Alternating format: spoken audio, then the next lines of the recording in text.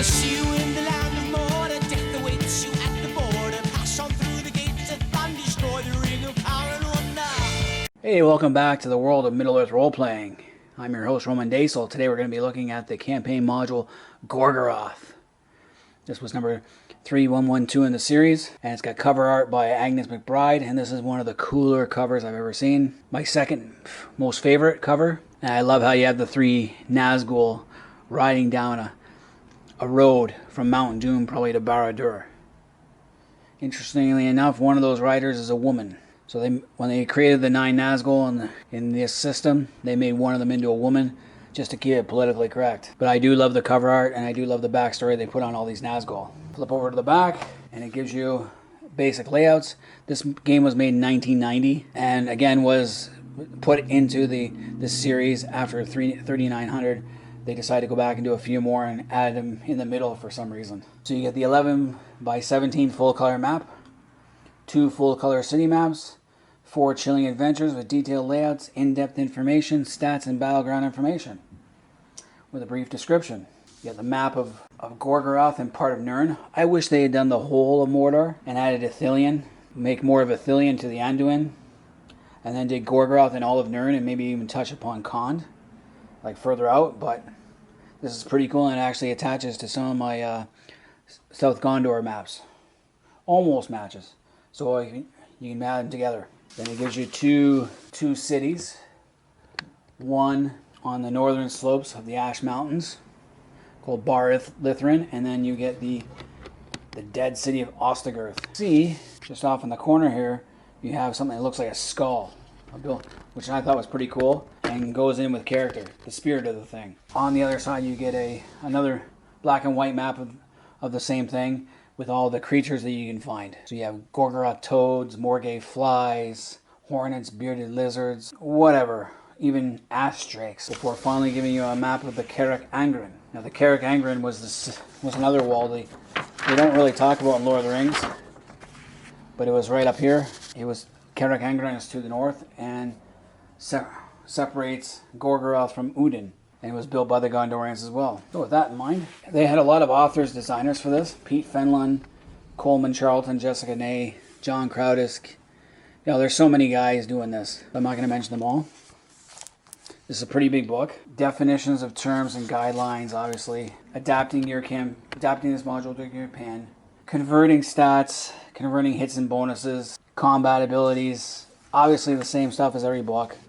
Spell list, notes on levels, locks and traps, before finally getting into good stuff, which is the Blackland itself and a Tale of Years. Not much to tell in the Tale of Years. Sauron has always been in control for the entire Second Age, until the War of the Last Alliance when they was besieged. So you can't really say too much about that. But it does mention some of the more important footnotes of where all the Nazgul are in the Third Age. Now 1640 is usually when these books happen, and that's when the Watch on Mordor fails. This is when the Gondorians removed most of their outposts and might have kept a watch on a few of them, but they were dwindling. Their power was dwindling. They could no longer maintain the watch, and it's like a balance of power. Then it goes into the geography of Gorgoroth. So the mountains of Mordor, the Efeldueth, which is the mountains of shadow, the Morgay Ridge or Morgay Ridge. My pronunciation is not the best on these. Erigwaith, the Ered Luith, which is the Ash Mountains. Ered Angareth means mountains of slow death. The Gap of Nirn, the Udun Vale, and the Plateau of Gorgoroth. And finally you get Mount Doom, which is the whole focal point of this place. And it's got the devastation of Orodruin. And it also talks about the grips of Sauron. The grip of Sauron. How does he affect the land? Obviously, a lot. And we got herbs and poisons. Always such fun stuff. The air of Mordor, the air of Ostigurth. Lots of things can kill you in this place. And it goes into fauna. So you got bats, black swans, okay? Cliff buzzards, echo hawks, ants, hornets, locusts, morgay flies, scorpions, spiders, the marungal, which is a spider, reptilians, which includes some very nasty snakes, and basically anything can kill you here. Then the other animals like the horses of Mordor, which are bred to be able to withstand the Nazgul. And you got Mordorian cattle. Because in the shores of Nirn, that's the breadbasket of Mordor to feed the armies. He mentions it briefly in Lord of the Rings and in Return of the King, how Sam wonders how they could feed such a vast host. And he doesn't know about the the slave fields of Nurnen. Then you get your monsters with ass drakes, cave worms, fell beasts, and giant spiders. Pretty self-explanatory. Undead. But you never actually meet an undead in Gorgoroth. It's safe to assume there are some barrel wights, ghosts, ghouls, and whatever. Of course you have the Nazgul. Skeletons. You don't see a lot of skeletons in Lord of the Rings. Or even ghouls. So that's more of a D&D idea. As well as specters. I guess the dead marsh specters would be the closest thing. Wargs. Werewolves appear in the Silmarillion, but don't really appear in Lord of the Rings. As well as Wrathwolves. Alright, section 5, we got peoples and cultures. So obviously you're going to have the orcs. They're going to be the dominant creatures in this region. And you're going to have Uruk-hai in the Third Age, which shouldn't be. It should be just Uruks, because Uruk-hai are Saruman's creations, not Sauron's. And Sauron in the Third Age knew he needed better soldiers, so he wanted to upgrade the genetic material of the orcs. So that's when he got elite units of Uruks. Uruks probably make like 5% of the Mordorian army, and they are physically a match for the Dunedain. Now it gives their personality, religion, social structure, and warcraft. You know, the usual stuff. Then we have the men of Mordor. And I like this because it gives you a breakdown of probably the racial backgrounds, like maybe Astriags, Balkoth, Black Númenóreans, Brigath, Corsairs, Dorinian, Gathmerigs, Haradrim, Near-and-Far, Kerkurianis, Osdriags, Sagoth, Wayne Riders, Variags, and other minority groups. Most of them would be Variags that have conned, and Haradrim being the two closest racial groups. So it would be a hodgepodge of different cultures. Then you have the trolls. So there would be trolls there, and then you have the special trolls that can work in cloudy conditions like the Olog-hai. Tolkien doesn't go into great detail about the Olog-hai, but they do exist in his world, though in very small numbers. Most trolls will turn to stone in sunlight, while the Olog-hai can function on a cloudy day, unlike most trolls. Then it talks about half-trolls. I don't think there are any half-trolls in Tolkien's world. This is a made-up, just on one reference of troll-like men, during the Battle of the Pelennor Fields that are mentioned. I just think those were just men from the far, far south who happen to be physically imposing. But definitely no half-trolls. Then we have dwarves. So it's safe to assume that there would have been dwarves in the Ash Mountains way, way back, before the arrival of Sauron. Took over and corrupted a few of them. It makes sense, or they're just prisoners. So there could be a few evil dwarves. There is such a thing. Elves. By the Third Age, there wouldn't have been many elves supporting Sauron. There might have been a few Sylvan elves, but I doubt any Noldoran elves would have been, by the Third Age, would have been supporting him. Same with the Sindarin. Next we got the politics and power. A hierarchy. Obviously, Sauron is the ruler. And then you have the Lords of Mordor, which would be the Nazgul and others. You have worshippers of evil, masters of the black arts, commanders of the host. No big deal there. Politics of war, same idea. Mordor is built for war. And then it gives orcish tribes. So it goes into confederations. And then it mentions, it goes on to talk about a couple of orc tribes. The Deprahai, Duruk Burnes, a band of exceptionally stupid but loyal orcs. Okay. Halrander, slippery thieves. Rumarsgil, skull crushers. The Scarahai, which are wolf people, which are found in the Gates of Mordor adventure module. Just to name a few. And then it mentions how they're put into tribal federations. We have the orcish confederations. They continually change as the orcs grow more stronger over the course of time in the Third Age. And then it gives the war host of Gorgoroth. So the war host of Gorgoroth reached its mightiest peak just before the War of the Ring, with 90,000 orcs, 35,000 men, and 1,000 trolls. This is probably right. It's probably a right estimate of the forces of Gorgoroth. The host of Nirn would have had 50,000 men, 25,000 orcs, and 350 trolls. That sounds about right too. There'd be more men in the host of Nirn than orcs, because that's where the slave fields are, and it's more hospitable to men. It doesn't count the forces of Minas Morgul, so you have to add that factor in as well. And then it goes into Mordorian strategy and tactics, which is pretty straightforward. There's not much overwhelming. Next up you have the Manish forces, their commitment. So you'd have the Variags would be cavalry, archers, medium infantry, and scouts. The Haradrim would be cavalry and medium infantry scouts. The Mumaki would be the Mimek riders, while Black Númenóreans would be guard infantry and command. Azdrags would be light cavalry. The Balkoth would be medium infantry, archers, and scouts, and so forth. It gives you an idea of what the specializations. Then here you have a battlefield organization of units. So you have, obviously, the Witch King is the field commander of the host of Mordor. Then you have the host of Gorgoroth and the host of Nirn. And it breaks down into Erdenak, which would be 8,000 warriors, or an Urhoth. Afhukash, which is 4,000 warriors. And the Kritar, 1,000 warriors. And finally a Durhotar or Dratul of 100 warriors. Ujak of 10 warriors. And then it's either a warrior or a dog. Orcs are called dogs. Unleash the dogs of war. And it gives them the breakdown of what each one does. Strategy and tactics. So Orcish infantry are used for frontal assaults, diversionary attacks, ravaging hordes, suicide attacks, archers, and assault, siege assault. Uruks are line penetration and special assignments. Trolls are line breakers. Men are obviously more highly valuable. They don't go in too much for suicidal charges. Now, Section 7 deals with people of note. So Sauron is obviously the person of note. And it gives his whole backstory from the first age into the second age and the third age. Goes into a lot of detail. I love this part. His nature goes into his stats, his principal items. So he's got the one ring and it gives a description of that. The shadow mace, a black sword, and the gauntlet of slaying. Black scale armor of dragon skin. Kind of like what you see in the movie where he's this huge hulking guy with a huge mace. Then it's got a special powers of domination, presence, form, and spirit. So that's pretty cool. Next up, it gives the general powers of the Nazgul. So everything from their critical strike, shadowy form, appearance, vulnerabilities, enhanced senses, black breath, yada. Then it goes into name the Witch King, the 9 Nazgul, and it gives his backstory.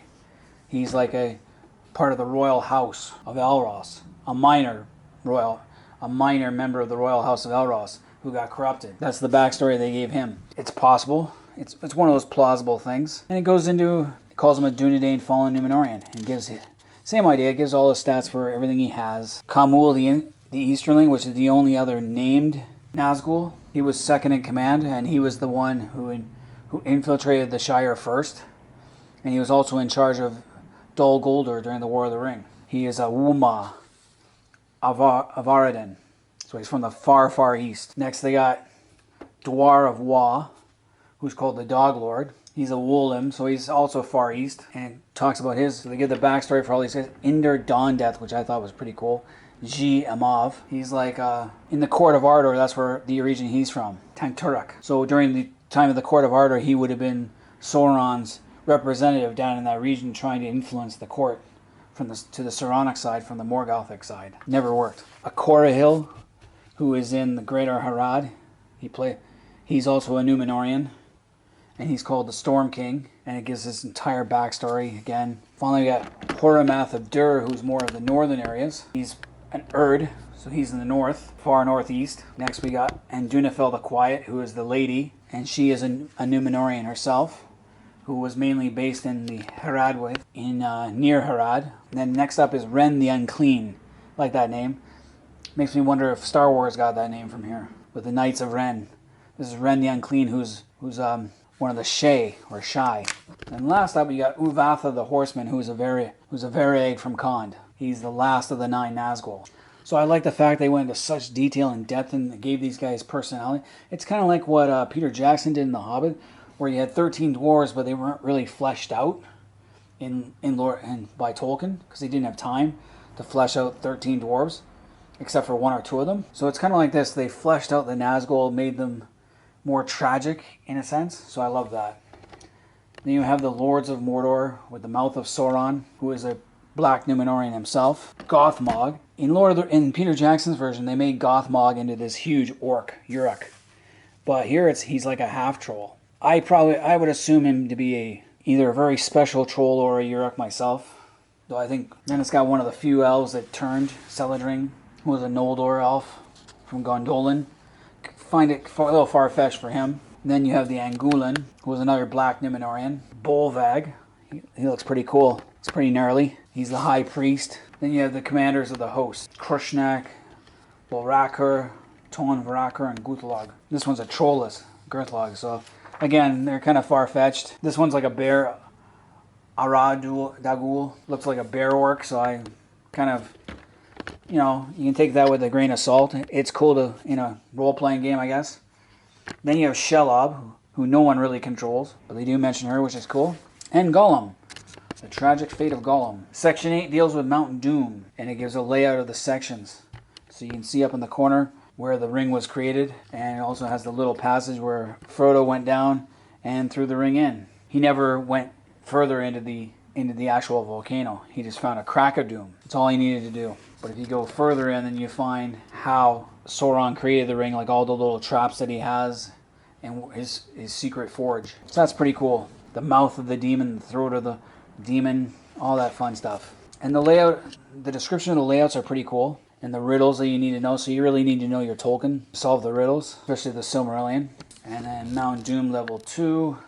Mount Doom level 3. Stone of Sorrow, which was erected by Elrond, Círdan, and Isildur. It gives you the Carrick Angren, which is those walls across the Uduin Vale, and the nature of the Iron Jaws and the layout. So it is Gondorian construction that quickly became part of Mordor after the Watch failed. And it gives you the towers on each side. The Tomarost, which would be on one side on the mountains, and Fuanost, which would be on the other side. Tomarost is the high black fort, and Fuanost is the gloom fort. Barad Waith. So Barad Waith is way down here.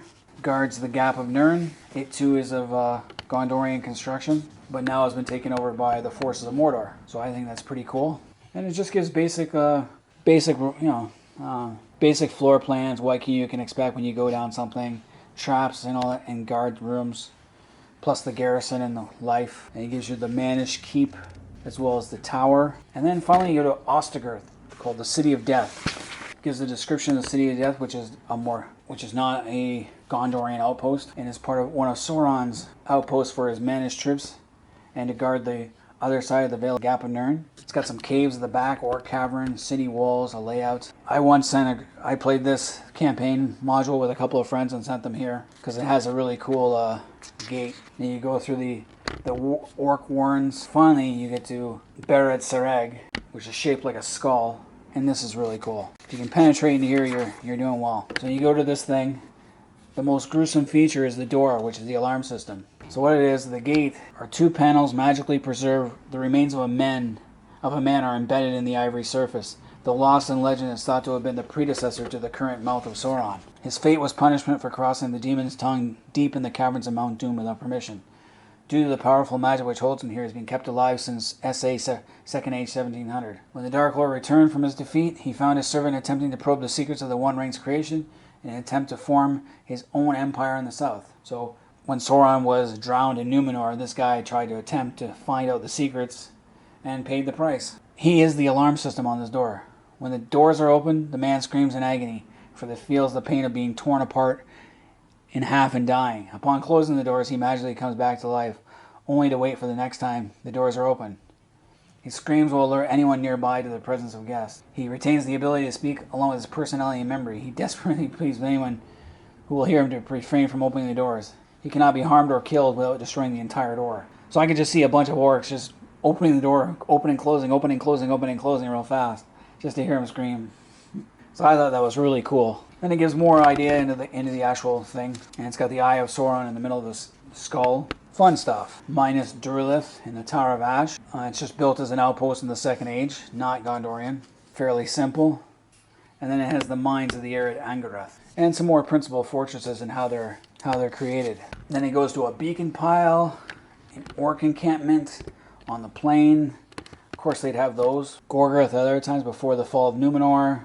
After the fall of Numenor, the siege of Barad-dûr, Gondorian occupation, the return of evil, the War of the Ring, and the Fourth Age. The Fourth Age is probably the most interesting one as far as being able to root about the ruins after Mount Doom cools down. You would be able to go and poke at stuff. The orcs would not be as much of a problem as they were before. Section 15 goes into suggested adventures. So the first one is while they laid siege, you have to do something. Gives you something to do. Then you can have an expedition to Mount Doom from the first 1600 years of the Third Age. Probably best to do it right after Sauron's fall to try and get into Mount Doom. Rescue at Carrick Angren to try and rescue Gondorians or any hidden stuff that's there. Next, Orcs of the Leaping Flame, the Mystery of Barad Waith, Escape from the Angarath Mines, and Ties of Terror, as well as the Initiation. So there's a lot of pretty cool scenarios. We tried the Mystery of Barad Waith ourselves, as well as Ties of Terror. Next, it gives you part 3, which is the Northern Elwin and the Sauronic presence of the Ash Mountains.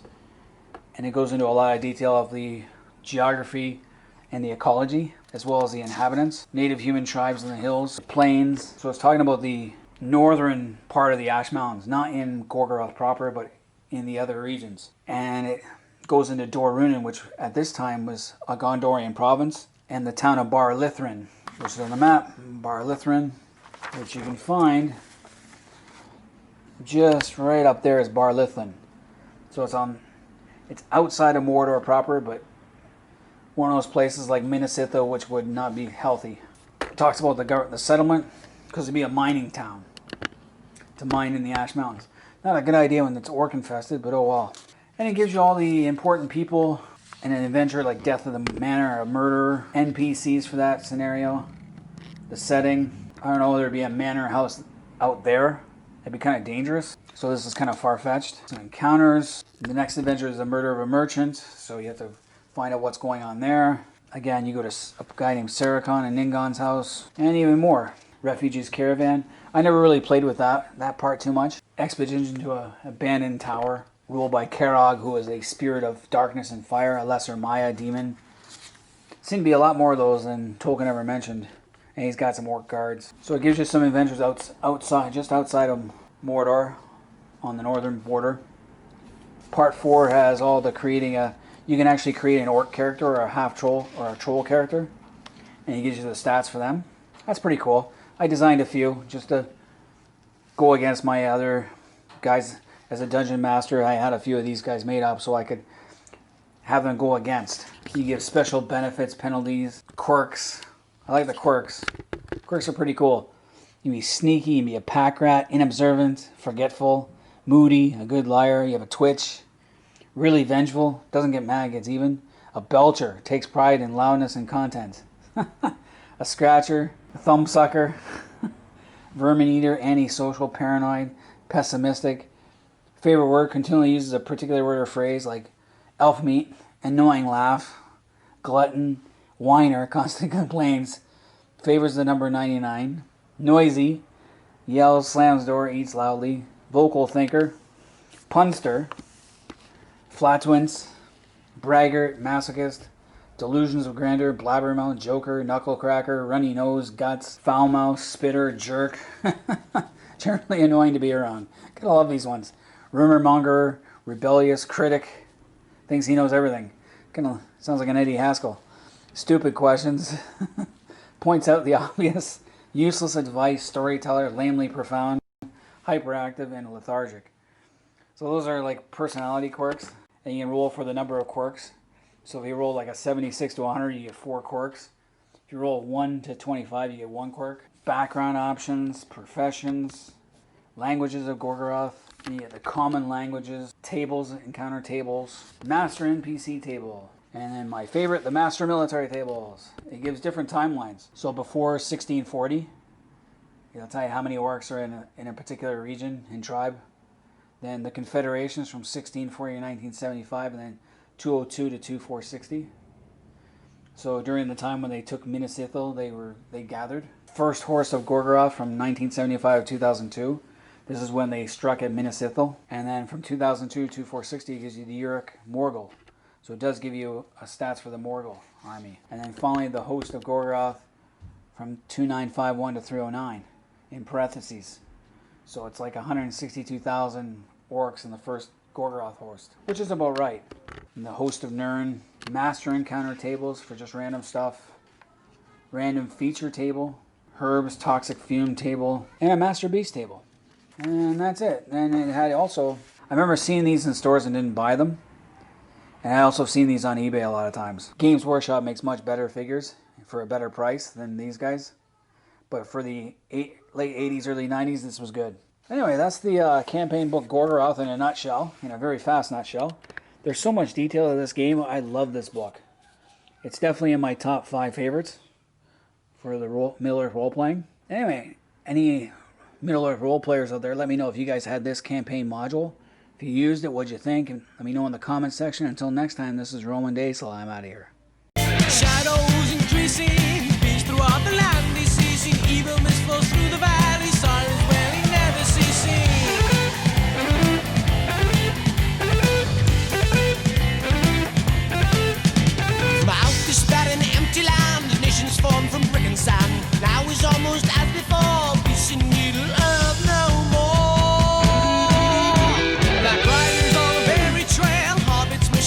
not fail. Ring must end volcanic fire from whence they came all evil desire.